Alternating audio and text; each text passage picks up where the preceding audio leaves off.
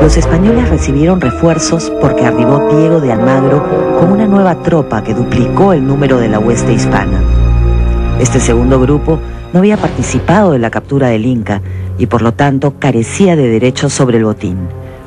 Ellos querían continuar la conquista y presionaban para ajusticiar al Inca, ya que su prisión mantenía estancadas las operaciones. Lo lograron y Atahualpa fue ahorcado por medio del garrote. Durante la prisión del Inca, los españoles habían recibido la visita de los curacas Cañaris, Chachapoyas y Huancas para sellar una alianza contra Atahualpa. Estos grupos étnicos habían sido conquistados por los cusqueños y aspiraban a recuperar su autonomía. Creyeron que tenían una gran oportunidad sumándose a este nuevo poder que había irrumpido en los Andes. Entre otros, estos tres grupos fueron claves en la conquista porque guerrearon a favor de los europeos. Luego de ajusticiar a Atahualpa, Pizarro se dirigió al Cusco. Nombró un inca títere, pero murió envenenado poco después de haber emprendido la marcha. Consciente que requería un inca de su lado, Pizarro buscó una segunda opción y la encontró en la persona de Manco Inca, que también era hijo de Huayna Cápac, con la coya Mamarruntu, una integrante de la alta nobleza cusqueña. En las guerras civiles entre los incas, Manco había combatido del lado de Huáscar. En su calidad de reciente incorporado a la alianza, Manco participó de la lucha por el Cusco a la vanguardia de un ejército integrado por los suyos, partidarios de Huáscar, sumados a los españoles, Chachapoyas, Cañaris y Huancas. Ese ejército combatió contra las tropas de Quisquis, que había sido un importante general de Atahualpa. Quisquis abandonó el Cusco, pero salvó a su gente y cruzó con ellos todo el Tahuantinsuyo en un viaje épico de retroceso estratégico para reaparecer en la región norteña de donde era originario. El general quiteño moriría defendiendo su región natal en un episodio posterior de la conquista. Pizarro aparece como un intermediario, como un gestor, ¿no? Como alguien que puede abrir, ¿no?, una nueva etapa, ¿no?, dentro de la historia andina. Y de hecho lo abrió. De hecho lo abrió, pero no en el sentido en el cual, ¿no?, aquellos que lo apoyaron, los nativos que lo apoyaron, ni aquellos que lo opusieron jamás se imaginaron. Ellos nunca pensaron que los españoles habían llegado para quedarse. Pizarro entró al Cusco de la mano de Manco, quien le abrió las puertas de la ciudad sagrada de los incas. Poco después se encendieron las disputas entre los españoles y Diego de Almagro partió para la frustrante conquista de Chile, basada en la infundada aspiración de encontrar otra gran civilización andina. La expedición de Almagro estuvo integrada por un grupo de aristócratas incas, incluyendo nada menos que al sumo sacerdote Elvílac Humu. Pizarro fue el inversionista principal. Francisco Pizarro hizo un aporte significativo para la empresa del Perú. Diego de Almagro, su socio de mucho tiempo, fue el segundo inversionista y eso también confirma lo que se sabe desde hace mucho tiempo. El enigma del tercer socio de la conquista ha sido resuelto, como digo, por numerosos historiadores y lo que se concluye es que el tercer socio fue el banquero Gaspar de Espinosa, que era un banquero residente en Panamá, un hombre de negocios español que había juntado fortuna y por motivos que no se llegan a comprender completamente, decidió que su nombre no apareciese en la compañía de conquista. Y es aquí que usa al sacerdote Hernando de Luque. Pero Luque es, como se dice, una fachada, un prestanombre en la compañía. No es el verdadero financista. El verdadero financista es el banquero Gaspar de Espinosa. Los españoles se dividieron a cumplir diversas tareas después de recibir considerables refuerzos.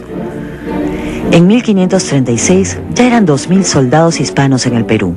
Si ya estamos recordando los nombres de los tres socios de la conquista, es tiempo de cambiarlo a Luque por Espinosa en esa sociedad.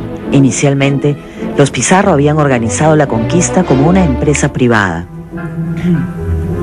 Ellos habían financiado la expedición, hallado socios y juntado la gente. Ese es uno de los grandes mitos de la historia del Perú, mitos falsos, por supuesto. Los menesterosos, los que no tenían recursos, no podían llegar a América. Venir a América ya era una gran inversión, costaba mucho dinero poderse embarcar, poder comer los varios meses que demoraba la travesía hacia Panamá y más aún hacia otras partes de América, y eso solamente lo podía financiar una persona que tenía recursos o que los podía conseguir. Los presidiarios, expresidiarios, necesitados, el último eslabón de la escala económica española o europea, no tenía siquiera la posibilidad de asomarse por tierras americanas. Los integrantes de la hueste aportaban su propia cuota, financiaban su alimentación, compraban sus armas, eventualmente su caballo, y valorizaban cada uno de sus aportes. En este sentido, los conquistadores eran una compañía que firmaba una concesión con el rey de España, en este caso la famosa capitulación de Toledo. En un principio, la corona no tiene medios, aunque hubiera querido, digamos, la corona no tenía la posibilidad de enviar al Perú de manera más o menos expeditiva o rápida, pues una estructura administrativa en condiciones de dominar el territorio. De tal manera que era una especie de necesidad mutua, ¿no? Es decir, los conquistadores necesitaban el aval de la corona, pero la corona necesitaba a estos conquistadores para poblar, para evangelizar, elemento fundamental, porque era la principal justificación de toda esta tarea conquistadora, ¿no? De tal manera que ahí yo creo que hay una mutua dependencia, ¿no? Uno o más conquistadores se asociaban, como en el caso peruano, Pizarro y sus socios, que ellos establecían la compañía de conquista que financiaba los aspectos más grandes de la empresa. Por ejemplo, los barcos, los marinos, algunas armas importantes, pero luego cada uno de los conquistadores que participaba en esta aventura era un inversionista. Él pagaba su caballo, pagaba su armamento, pagaba su propio sustento, su alimentación, y al final se constituía una gran empresa con el aporte grande de la compañía y los pequeños aportes de todos los participantes. En función a la inversión que cada uno hacía, venía el reparto del botín. El monarca les concedía el derecho a conquistar un determinado territorio a cambio del 20% de todo el botín que recogieran. Pero con el rey llegarían los funcionarios reales y sus órdenes que luego normarán el régimen colonial. En el fondo, el riesgo, y eso en la mayor parte de expediciones de conquista se da, no tanto, por ejemplo, en la expedición colombina, porque en la expedición de Colón, ahí la reina Isabel de Castilla pone dinero, pero en general, en las capitulaciones, el monarca lo que hace es otorgar una suerte de licencia, ¿no?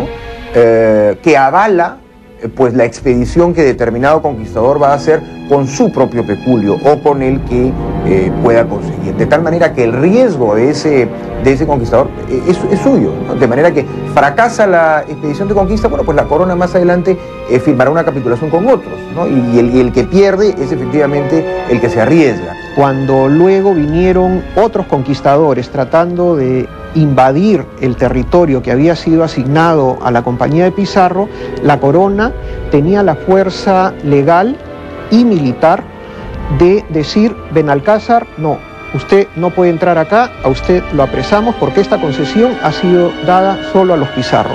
Cortés, si usted quiere entrar al Perú, no lo puede hacer, este es un territorio de otro conquistador. La corona daba el marco político y el marco de seguridad a la empresa de conquista. En este sentido, la conquista fue obra de una partida de soldados empresarios, funcionando como avanzada del Imperio Español, que se hallaba viviendo una gigantesca expansión en todo el planeta.